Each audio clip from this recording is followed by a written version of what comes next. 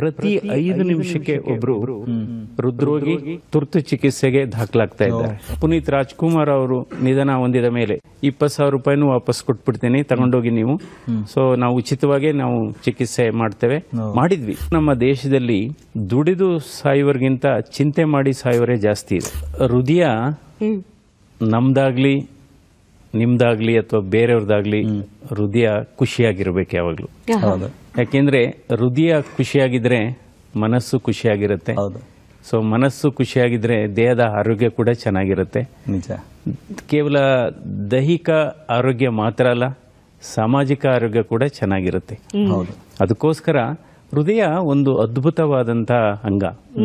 ಇದು ಮುಷ್ಟಿಗಾತ್ರದ ಹೃದಯಕ್ಕೆ ಬೆಟ್ಟದಷ್ಟು ಕೆಲಸ ಇರುತ್ತೆ. ಅಂದ್ರೆ ಹೃದಯ ಮುಷ್ಟಿಗಾತ್ರ ಮಾತ್ರ ಇರುತ್ತೆ. ಪ್ರತಿ ಒಂದು ದಿನಕ್ಕೆ ಹೃದಯ 1,00,000 ಬಾರಿ ಮಿಡಿಯುತ್ತೆ. ಹೃದಯದ ಬಡಿತ 1,00,000 ಬಾರಿ. 6,000 to 7,000 ಲೀಟರ್ ಅಷ್ಟು ರಕ್ತವನ್ನ ಅದು ಪಂಪ್ ಮಾಡುತ್ತೆ ಬೇರೆ ಬೇರೆ ಅಂಗಾಂಗಗಳಿಗೆ. ಹೃದಯ ಒಂದು ಬ್ಯೂಟಿಫುಲ್ ಫಿಲಾಂಥ್ರಫಿಕ್ ಆರ್ಗನ್ ಆಲ್ಸೋ. ಅಂದ್ರೆ ತನ್ನ ಆಕ್ಸಿಜನೇಷನ್ಗೆ ತನ್ನ ನ್ಯೂಟ್ರಿಷನ್ಗೆ ಕೇವಲ 5% ರಕ್ತವನ್ನು ಮಾತ್ರ ಬೆಳೆಸ್ಕೊಳ್ಳುತ್ತೆ. ಇನ್ನು 95% ರಕ್ತವನ್ನ ಬೇರೆ ಬೇರೆ ಅಂಗಾಂಗಗಳಿಗೆ ಹಂಚುತ್ತೆ. ಸೊ ಅದರ ಸಂದೇಶ ಏನಪ್ಪಾ ಅಂದ್ರೆ ನಾವು ಏನೇ ಇರಲಿ ಅದನ್ನ ಹಂಚಿ ತಿನ್ನಬೇಕು ಅಂತ. ಸೊ ಅದರಿಂದ ಹೃದಯ ಒಂದು ಬಹಳ ಮಹಾದಾನಿ ಅಂತಲೂ ಹೇಳ್ಬೋದು ಹೃದಯ. ಆದರೆ ಇನ್ನೊಂದು ವೈಶಿಷ್ಟ್ಯತೆ ಏನು ಅಂದ್ರೆ ಹೃದಯಕ್ಕೆ ವಿಶ್ರಾಂತಿ ಇಲ್ಲ. ಹೃದಯಕ್ಕೆ ಏನಾದರೂ ವಿಶ್ರಾಂತಿ ಆದ್ರೆ ಅಲ್ಲಿಗೆ ಜೀವ ಮುಗೀತು ಅಂತ.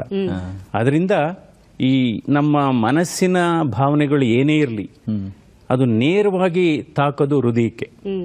ಅದಕ್ಕೋಸ್ಕರ ನಾವು ಹೇಳ್ತೇವೆ, ಸಿಟ್ಟು ಮಾಡ್ಕೋಬಾರ್ದು, ಕೋಪ ಮಾಡ್ಕೋಬಾರ್ದು, ಉದ್ವೇಗಕ್ಕೆ ನಾವು ಒಳಗಾಗಬಾರ್ದು, ಅಥವಾ ಬೇರೆಯವ್ರ ಬಗ್ಗೆ ಕೆಟ್ಟದಾಗ ಮಾತಾಡಬಾರ್ದು, ಅಸೂಯೆ ಪಡಬಾರ್ದು. ಈಗ ನೋಡಿ, ನೀವು ಕೋಪ ಮಾಡಿಕೊಂಡ್ರೆ ನಿಮಗೆ ಗೊತ್ತಿಲ್ಲದೇನೆ ನಿಮ್ಮ ಹೃದಯದ ಬಡಿತ ಜಾಸ್ತಿ ಆಗುತ್ತೆ. ಗೊತ್ತಿಲ್ಲದೇನೆ ಹೃದಯದ ಆಕ್ಟಿವಿಟೀಸ್ ಜಾಸ್ತಿ ಆಗುತ್ತೆ. ಆಮೇಲೆ ಬ್ಲಡ್ ಪ್ರೆಷರ್ ಜಾಸ್ತಿ ಆಗುತ್ತೆ. ನೋಡಿ, ಹಲವಾರು ಬಾರಿ ತಾವು ಪರೀಕ್ಷೆ ಮಾಡ್ಕೋಬಹುದು. ನಿಮ್ಮ ಬ್ಲಡ್ ಪ್ರೆಷರು ನೀವು ಶಾಂತಿಯುತಿಯಾಗಿದ್ದಂತ ಸಂದರ್ಭದಲ್ಲಿ 120/80 ಇರುತ್ತೆ. ನೀವು 3 ನಿಮಿಷ 4 ನಿಮಿಷ ಕೂಗಾಡಿ ಕಿರ್ಚಾಡಿ ಅಥವಾ ಏನಾದ್ರೂ ತುಂಬಾ ಬೇರೆಯವ್ರ ಜೊತೆ ವಾದ ವಿವಾದ ಕಿಳಿದ್ರೆ ಇಮ್ಮಿಡಿಯೇಟ್ ಆಗಿ ಬ್ಲಡ್ ಪ್ರೆಷರ್ 160-100 ಆಗುತ್ತೆ. ಅಥವಾ ನಾನು ನೋಡಿದ್ದೇನೆ, ನಾವು ಆಂಜಿಯೋಪ್ಲಾಸ್ಟಿ ಮಾಡತಕ್ಕಂಥ ಸಂದರ್ಭದಲ್ಲಿ ರೋಗಿಯನ್ನ ನಾವು ಮಲಗಿಸಿರ್ತೀವಿ, ಆಪರೇಷನ್ ಟೇಬಲ್ ಮೇಲೆ ಮಲಗಿಸಿರ್ತೀವಿ. ಆಂಜಿಯೋಗ್ರಾಮ್ ಮಾಡಿದ ನಂತರ 90% ಬ್ಲಾಕ್ ಇದೆ ಅಂತ ಗೊತ್ತಾಗುತ್ತೆ ನಮಗೆ. ಆವಾಗ ರೋಗಿಗೆ ನೇರವಾಗಿ ಮಾತಾಡ್ತೇವೆ, ನೋಡಿ ನಿಮಗೆ ಒಂದು ರಕ್ತನಾಳದಲ್ಲಿ 90% ಬ್ಲಾಕೇಜ್ ಇದೆ, ಇವಾಗ ಆಂಜಿಯೋಪ್ಲಾಸ್ಟಿ ಮತ್ತು ಸ್ಟೆಂಟ್ ಅನ್ನ ಮಾಡುವ ಅವಶ್ಯಕತೆ ಇದೆ ಅಂತ.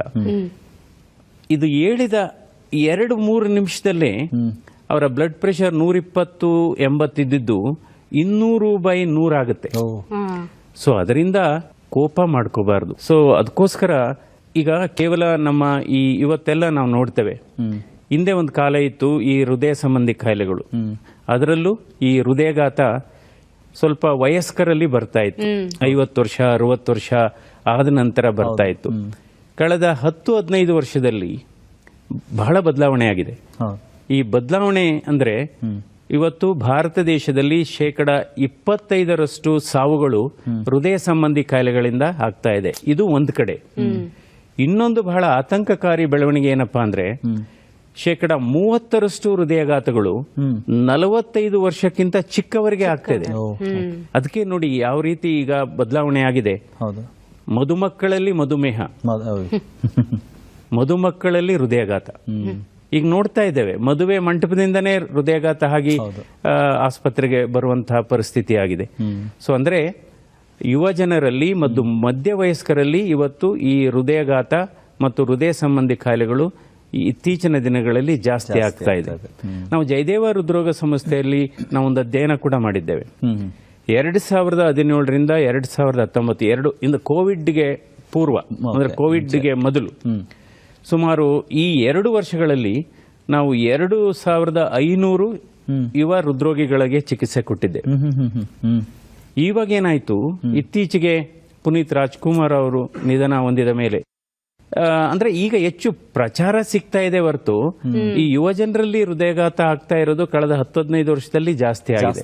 ಸೊ ಇದಕ್ಕೆ ನಾನಾ ಕಾರಣ ಕೂಡ ಇದೆ. ಹಿಂದೆ ಒಂದು ಕಾಲ ಇತ್ತು, ಮಕ್ಕಳು ತಂದೆ ತಾಯಿಗಳನ್ನ ಈ ಹೃದಯಘಾತ ಚಿಕಿತ್ಸೆಗೆ, ಹೃದಯ ಸಂಬಂಧಿ ಚಿಕಿತ್ಸೆಗೆ ಕರ್ಕೊಂಡ್ ಬರ್ತಾ ಇದ್ರು. ಇವತ್ತು ತಂದೆ ತಾಯಿಗಳು ಅವರ ಮಕ್ಕಳನ್ನ ಕರ್ಕೊಂಡ್ ಬರ್ತಾ ಇದ್ದಾರೆ. ಇದು ನಿಜವಾಗ್ಲೂ ಮನಸ್ಸಿಗೆ ನೋವಾಗುತ್ತೆ. ನಮ್ಮ ದೇಶದಲ್ಲಿ ದುಡಿದು ಸಾಯುವರಿಗಿಂತ ಚಿಂತೆ ಮಾಡಿ ಸಾಯುವರೇ ಜಾಸ್ತಿ ಇದೆ. ಬಹಳ ದುರಂತ.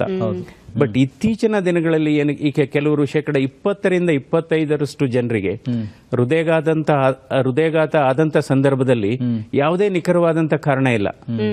ಅವರಲ್ಲಿ ಸಕ್ಕರೆ ಕಾಯಿಲೆ ಇಲ್ಲ, ಅವರಲ್ಲಿ ಧೂಮಪಾನ ಮದ್ಯಪಾನ ಇಲ್ಲ, ಕೊಲೆಸ್ಟ್ರಾಲ್ ಕೂಡ ನಾರ್ಮಲ್ ಇರುತ್ತೆ, ಬಟ್ ಹೃದಯಘಾತ ಆಗಿರುತ್ತೆ. ಸೊ ಅದಕ್ಕೆ ಇವೆಲ್ಲ ಕಾರಣ. ಅಂದ್ರೆ ಒಂದು ಒತ್ತಡ, ವಿದ್ಯಾರ್ಥಿಗಳಿಗೆ ಬಹುಶಃ 1ನೇ ತರಗತಿಯಿಂದಲೇ ಒತ್ತಡ ಇದೆ. ನಂತರ ಅವರ ಉದ್ಯೋಗದ ಒತ್ತಡ, ವೃತ್ತಿಯ ಒತ್ತಡ, ಸಂಸಾರದ ಒತ್ತಡ. ಇವತ್ತು ನಮ್ಮ ಯುವ ಜನರು ಏನಾಗಿದ್ದಾರೆ, ಅವರು ಇವತ್ತಿನ ಬಗ್ಗೆ ಯೋಚನೆ ಮಾಡ್ತಾ ಇಲ್ಲ, ನಾಳೆ ಬಗ್ಗೆ ಯೋಚನೆ ಮಾಡ್ತಾ ಹಂತವಾಗಿ ಮೇಲ್ ಬರಬೇಕು. ಯಾವಾಗಲೂ ತಿಳ್ಕೊಳ್ಳಿ, ಹಂತವಾಗಿ ಮೇಲ್ ಬಂದ್ರೆ ಅದಕ್ಕೆ ನಮ್ಮ ಬಾಡಿ ಕೂಡ ಅಡ್ಜಸ್ಟ್ ಆಗುತ್ತೆ, ನಮ್ಮ ಮೈಂಡ್ ಕೂಡ ಅಡ್ಜಸ್ಟ್ ಆಗುತ್ತೆ. ಸೊ ಇವತ್ತು ಅದಕ್ಕೋಸ್ಕರ ಒತ್ತಡ ಒಂದು ಹೊಸ ಧೂಮಪಾನ ಅಂತ ಹೇಳ್ಬೋದು. ನಂತರ ಇನ್ನೊಂದು ಕಾರಣ, ಇತ್ತೀಚಿನ ದಿನಗಳಲ್ಲಿ ಈ ಅವಿಭಾಜ್ಯ ಕುಟುಂಬಗಳು ಒಡೆದೋಗ್ತಾ ಇದೆ. ನೋಡಿ, ಹಿಂದೆ ಏನಾಗಿತ್ತು, ಒಂದೇ ಮನೆಯಲ್ಲಿ 15-20 ಜನ ವಾಸ ಮಾಡ್ತಾ ಇದ್ರು. ಈಗ ನೋಡಿ, ಸಣ್ಣ ಮನೆ 15 ಜನ ಮಲಗ್ತಾ ಇದ್ರು. ಈಗ ದೊಡ್ಡ ಮನೆಯಲ್ಲಿ 4 ರೂಮ್ ಇದ್ರೆ 4 ಜನ ಮಲಗಕ್ಕೆ ಸಾಧ್ಯ. ಸೊ ಮೊದಲು ಒಂದು ಹಾಲಲ್ಲಿ ಎಲ್ಲ ಚಾಪೆ ಹಾಸ್ಕೊಂಡು ಮಲಗ್ತಾ ಇದ್ರು. ಅದರಿಂದ ಇವತ್ತು ಈ ಅವಿಭಾಜ್ಯ ಕುಟುಂಬಗಳು ಒಡೆದೋಗಿರೋದ್ರಿಂದ ನಮ್ಮ ಕುಟುಂಬದಲ್ಲಿ ಹೆಚ್ಚು ಒತ್ತಡ. ಹಿಂದೆ ಏನಾಗ್ತಾ ಇತ್ತು, ಯಾರೋ ಒಬ್ರು ಮಕ್ಳಿಗೆ ಸ್ನಾನ ಮಾಡಿಸೋರು, ಇನ್ನು ಕೆಲವರು ಮಕ್ಳಿಗೆ ತಿಂಡಿ ತಿನ್ಸೋರು, ಇನ್ನು ಕೆಲವರು ಹೊಲ ತೋಟದಲ್ಲಿ ಕೆಲಸ ಮಾಡೋರು. ಸಣ್ಣ ಪುಟ್ಟ ಜಗಳ ಆದ್ರೆ ಮನೆಯೇ ನ್ಯಾಯಾಲಯ, ಮನೆಯೇ ಸಮುದಾಯ, ಸಮುದಾಯ ಭವನ ಮನೆಯಲ್ಲೇ ಇತ್ತು. ನಂತರ ಮನೆಯೇ ಶಿಶುವಿಹಾರ. ಇವತ್ತೇನಾಗಿದೆ, ಇದೆಲ್ಲ ಹಾಳಾಗಿದೆ. ಯಾರಾದರೂ ಸಣ್ಣ ಪುಟ್ಟ, ಈಗ ಯಾವ ಮಟ್ಟಕ್ಕೆ ಇವತ್ತು ಜಾಯಿಂಟ್ ಫ್ಯಾಮಿಲಿ ಡೆಫಿನೇಷನ್ ಬಂದಿದೆ ಅಂದ್ರೆ, ಗಂಡ ಹೆಂಡತಿ ಜೊತೆಲಿರೋದೇ ಜಾಯಿಂಟ್ ಫ್ಯಾಮಿಲಿ, ಆ ಮಟ್ಟಕ್ಕೆ ಬಂದಿದೆ.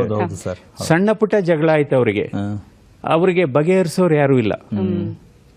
ಸೊ ಇದರಿಂದ ಇವತ್ತು ನಾನು ನೋಡ್ತಾ ಇದ್ದೇನೆ, ಜಯದೇವ ಆಸ್ಪತ್ರೆಗೆ ಪ್ರತಿದಿನ, ಅದರಲ್ಲೂ ರಾತ್ರಿ 8 ಗಂಟೆಯಿಂದ ಬೆಳಿಗ್ಗೆ 8 ಗಂಟೆವರೆಗೆ ಪ್ರತಿ 5 ನಿಮಿಷಕ್ಕೆ ಒಬ್ರು ಹೃದ್ರೋಗಿ ತುರ್ತು ಚಿಕಿತ್ಸೆಗೆ ದಾಖಲಾಗ್ತಾ ಇದ್ದಾರೆ.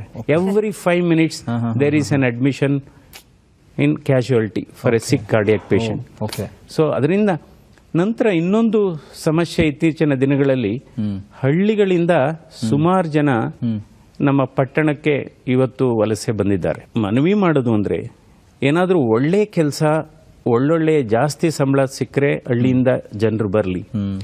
ಅಲ್ಲದೆ ಇದ್ರೆ 10,000 12,000 ರೂಪಾಯಿಗೆ ಈ ದೊಡ್ಡ ದೊಡ್ಡ ನಗರಗಳಿಗೆ ಬರೋದು, ಅವ್ರಿಗೆ ಸಂಸಾರ ಸಾಗಿಸ್ಲಿಕ್ಕಾಗಲ್ಲ.